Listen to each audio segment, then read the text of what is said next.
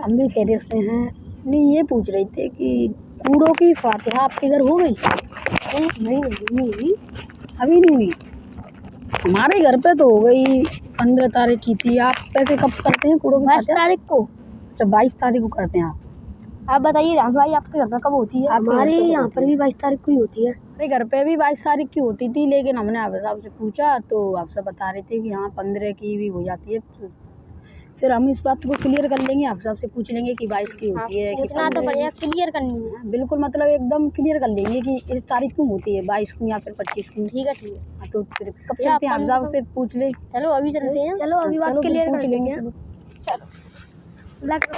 अल्लाह अल्लाह नबी का सरापा जिस्म है और साया नहीं। वालेकुम सलाम रहमतुल्लाह। खैरियत? अल्हम्दुलिल्लाह। हज़रत हम आपसे कुछ सवाल कर रहे थे। जी, बस पूछिए, क्या पूछ रहे थे? नहीं, ये कूड़ों की फातिहा कब कराई जाती है एकदम पक्का? कोई कह रहा है 15 को कराई जाती है और कोई कह रहा है कि 20-22 को कराई जाती है। अच्छा, ये मसला है।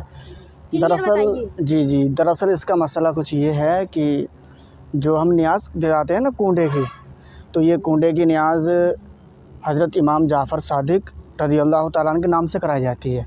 उनका विसाल 15 तारीख को हुआ है, यानी 15 रजब को। तो 15 तारीख को ही न्याज़ दिलानी चाहिए। लेकिन अगर कोई बंदा उसके अलावा दिलाता है 17 रजब को या फिर 22 को या 25 को, तो इस तरह से अगर कोई कराता भी है तो कोई हरज वाली बात नहीं है, न्याज़ हो जाएगी। क्योंकि न्याज़ का मतलब है कि ये फातिहा ख़वानी करना, ये कभी भी करा सकते हैं। तो इसमें कोई तारीख़ मुकर्रर करना इतना ज़रूरी नहीं होता। लेकिन ये है कि असल जो है वो उनकी विसाल का जो वक्त है वो 15 तारीख ही है, तो 15 तारीख को ही होनी चाहिए। लेकिन 22 को भी करा सकते हैं। तो आप समझ गए इस बात को? 15 है जी, 15 को कराएंगे तो ज़्यादा बेहतर है, वरना अगर 22 को ही कराते हैं तो कोई हरज नहीं है, करा सकते हैं।